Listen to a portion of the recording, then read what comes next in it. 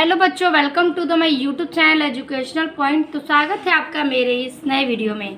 आज मैं लेके आई हूँ आप लोगों के लिए हिंदी का बहुत ही इम्पोर्टेंट चैप्टर जो कि अध्याय 5 सुमित्रा नंदन पंत का है। तो सुमित्रा नंदन पंत ने चींटी और चंद्रलोक में प्रथम बार के कविताओं को लिखा है। कल के वीडियो में हमने चींटी के सारे पैराग्राफ्स के अर्थ, उसके व्याख्या, संदर्भ और प्रसंग को देखा। आज के इस वीडियो में हम देखेंगे चंद्रलोक में प्रथम बार के पैराग्राफ्स और उसके अर्थों को। ठीक है, तो एक एक पैराग्राफ को हम समझते हुए, उसके अर्थ को देखते हुए, उसके बाद हम इसके नोट्स को भी देखेंगे। आपको नोट्स बहुत ही बेहतरीन मिल जाएंगे जो आपके बोर्ड एग्जाम में बहुत ही काम करेंगे। तो सबसे पहले आप चैप्टर को समझने की कोशिश करिएगा और वीडियो अच्छी लगी हो तो लाइक, कमेंट और शेयर कीजिएगा। तो चलिए वीडियो को स्टार्ट करते हैं। पहला पैराग्राफ कह रहा है कि चंद्रलोक में प्रथम बार मानव ने किया परादर्पण, छिन्न हुए लो देश काल के, दुर्जय बाधा बंधन, दिग्विजयी मनुष्युत निश्चय, यह महत ऐतिहासिक क्षण, भू विरोध हो शांत, निकट आए सब देशों के जन। ठीक है, युग युग का पौराणिक स्वप्न हुआ मानव का संभव, समारंभ शुभ नए चंद्रयुग का, भू को दे गौरव। तो इस पैराग्राफ का जो पैराग्राफ कह रहा है, यहाँ से यहाँ तक के हम पैराग्राफ को समझेंगे और फिर इसके अर्थों को लिखेंगे।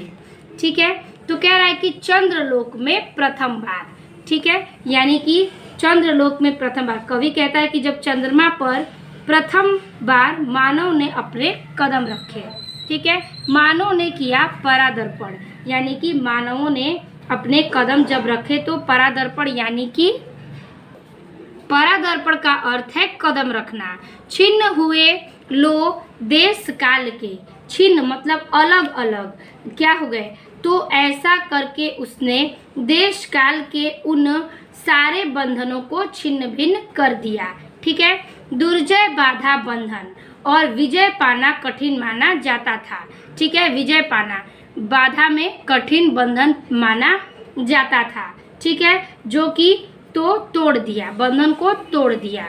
दिग्विजयी मनुष्युत निश्चय, ठीक है, मनुष्य को यह आशा बंध गई, क्या बंध गई, मनुष्य की यह आशा बंध गई कि दिग्विजयी मनुष्युत निश्चय, कि इस ब्रह्मांड में कोई भी देश, ग्रह, नक्षत्र अब दूर नहीं है।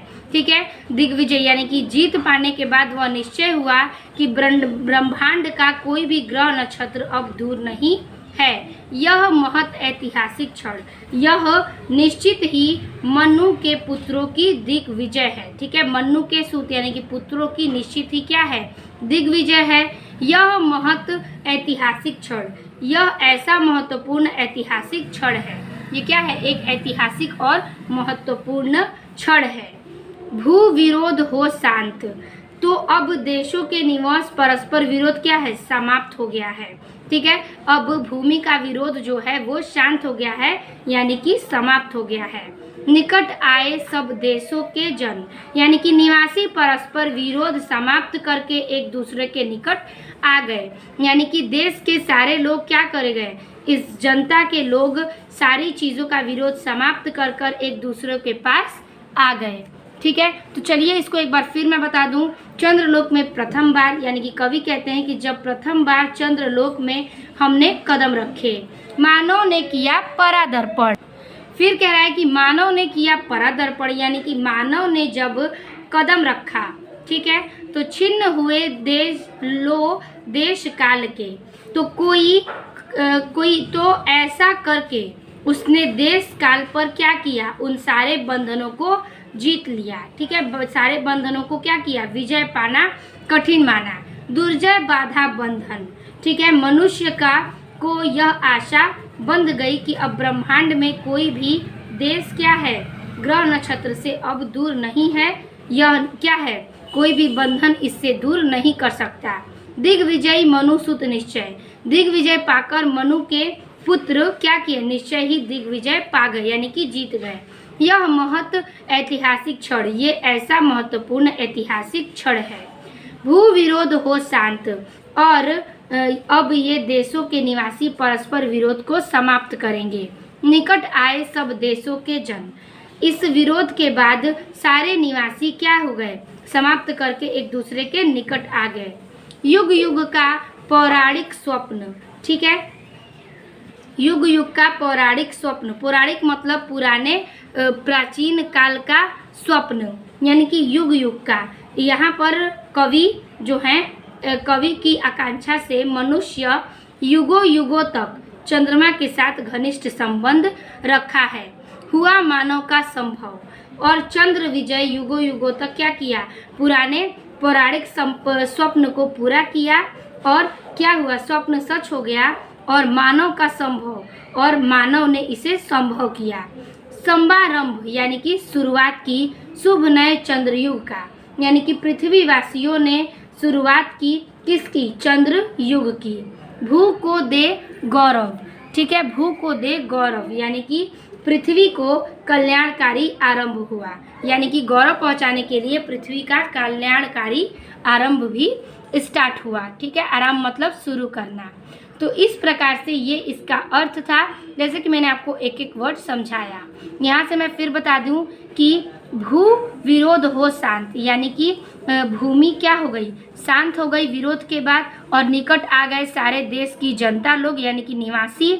युग युग का पौराणिक स्वप्न, यानी कि युग युग का ये एक प्राचीन काल का स्वप्न था, हुआ मानव का संभव, तो मानव ने इसे संभव किया। शुभारंभ शुभ नए चंद्रयुग के, यानी कि पृथ्वीवासियों को गौरव विहित कर कर क्या किया, इसका शुभ आरंभ हुआ, और भू को देव गौरव, और भूमि को इसने गौरवतापूर्वक क्या किया, आरंभ किया, कल्याणकारी किया इस पृथ्वी के लिए, और गौरव पहुंचाया। तो इस प्रकार से ये इसका अर्थ था पैराग्राफ, चंद्रलोक में प्रथम बार से लेकर के भू को दे गौरव। तो हम इसका हेडिंग बनाएंगे चंद्रलोक में और डॉटेड दे गौरव। तो चलिए इसका अर्थ देख लें। तो इस प्रकार से हम हेडिंग कर लेंगे चंद्रलोक में डॉटेड को दे गौरव। संदर्भ हमारा यही रहेगा, जो कि आपको हर एक पैराग्राफ पर इसका संदर्भ यही लिखना है। प्रस्तुत पद्यांश हमारी पाठ्य पुस्तक हिंदी पद में संकलित चंद्रलोक में प्रथम बार नामक पाठ से लिया गया है, जिसके रचयिता सुमित्रा नंदन पंत जी हैं। चलिए इसका प्रसंग देख लें। प्रसंग में लिखेंगे कि प्रस्तुत कविता में कवि ने मानव के चंद्रमा पर पहुंचने की ऐतिहासिक घटना के महत्व को व्यक्त किया है। ये हो गया आपका प्रसंग। अब हम देखेंगे व्याख्या। तो व्याख्या में लिखेंगे कि कवि कहता है कि जब चंद्रमा पर प्रथम बार मानव ने अपने कदम रखे, तो ऐसा करके उसने देश काल के उन सारे बंधनों जिन पर विजय पाना कठिन माना जाता था, उसको तोड़ दिया। ठीक है, मनुष्य को यह आशा बंध गई कि इस ब्रह्मांड में कोई भी देश और ग्रह नक्षत्र अब दूर नहीं है। यह निश्चित ही मनु के पुत्रों की दिग्विजय है। ठीक है, यह ऐसा महत्वपूर्ण ऐतिहासिक क्षण है कि अब सभी देशों के निवासी परस्पर विरोध समाप्त करके एक दूसरे के निकट आना चाहेंगे। कवि की आकांक्षा है कि मनुष्य का युगों युगों से चंद्रमा के साथ घनिष्ठ संबंध रहा है। चंद्र विजय से युगों युगों का पौराणिक स्वप्न अब सच हो गया है। पृथ्वीवासियों को गौरववंती करके अब नए चंद्र युग का कल्याणकारी आरंभ हुआ है। ठीक है, ये इसकी व्याख्या थी। इसका काव्य सौंदर्य देखेंगे तो इसमें आपकी भाषा, शैली, रस, छंद इसलिए बताए जाते हैं ताकि आप पैराग्राफ के प्रश्नों के उत्तर इस पैराग्राफ से अनुमान लगा सके कि इसमें कौन से छंद और अलंकार थे। तो चलिए देखते हैं। तो भाषा है इसकी खड़ी बोली, शैली है प्रतीकात्मक, रस है वीर, और छंद है तुकांत मुक्त। तो छंद आपका सारा सेम रहेगा, भाषा आपकी सेम रहेगी और शैली भी, सिर्फ रस में चेंजेस होंगे। चलिए देखते हैं अब हम सेकंड पैराग्राफ। अगला पैराग्राफ कह रहा है, फहराए ग्रह उपग्रह में धरती का श्यामल अंचल, सुख संपल संपन्न जगत में बरसे जीवन मंगल। अमेरिका सोवियत बने नव दिक रचना के वाहन, जीवन पद्धतियों के भेद स्वमित हो विस्तृत मन। तो इसका अर्थ कहना चाहता है कि फहराए ग्रह उपग्रह में, यानी कि कवि का कथन है कि अब मैं यह चाहता हूँ कि ब्रह्मांड के ग्रहों और उपग्रहों इस पृथ्वी के श्यामल अंचल में, ठीक है, आंचल में फहरते चलें। धरती का श्यामल अंचल, कि मैं चाहता हूँ कि इस पृथ्वी का, धरती का जो ग्रह और उपग्रह है वो श्यामल अंचल में क्या करे, आंचल में फहरता रहे, श्यामल आंचल में फहरने लगे। ठीक है। सुख संपद संपन्न जगत में, कि सुख और वैभव से युक्त इस संसार में मानव जीवन के, ठीक है, बरसे जीवन मंगल, यानी कि सुख संपद इस संपन्न संसार में मानव जीवन के, ठीक है, बरसे जीवन मंगल, यानी कि कल्याण की वर्षा हो। ठीक है, क्या हो, कल्याण की वर्षा हो। ठीक है, तो सुख संपद इस संपन्न जीवन के संसार में मानव के हित के जीवन में मंगल की वर्षा हो। अमेरिका सोवियत बने, यानी कि अमेरिका सोवियत बने, यानी कि अमेरिका और सोवियत यानी कि रूस नई दिशाओं की रचना करे, क्योंकि क्या करेगी, अमेरिका और सोवियत के बने नए नए रूस जो है, नए नए देशों, विदेशी लोग इसकी रचना करें, क्योंकि नौ दिक रचना के वाहन, क्योंकि अंतरिक्ष, ठीक है, अंतरिक्ष विज्ञान का यही देश सर्वाधिक प्रगति करता है और यही रचना का क्या है, वाहन है। जीवन पद्धतियों के भेद, ठीक है, और क्या है कि जीवन के पद्धतियों का यह भेद है, यानी कि प्रत्येक देश की संस्कृति और सभ्यता क्या है, अलग अलग है। समवित हो और विस्तृत मन, ठीक है, विश्व की एकता का विकास हो और क्या रहे, हमारा मन क्या है, एकत्रित रहे, यानी कि मन में संकुचित भावना बनी रहे और लोगों के लिए हमारे विश्व में एकता का विकास हो। ठीक है, यही इसका अर्थ है। तो ये इसका अर्थ था। हेडिंग कर लेंगे, फहराए ग्रह डॉटेड विस्तृत मन। चलिए इसका अर्थ देखें। तो दूसरे पैराग्राफ का हेडिंग है फहराए ग्रह डॉटेड विस्तृत मन। संदर्भ इसका पूर्ववर्त यानी कि वही रहेगा। प्रसंग में लिखेंगे कि प्रस्तुत पद्यांश में कवि ने मनोकामना व्यक्त किया है कि मनुष्य अन्य ग्रह पर भी पहुंचकर वहां पृथ्वी जैसी हरियाली और जीवन का संचार करे। अब हम देखेंगे इसकी व्याख्या को।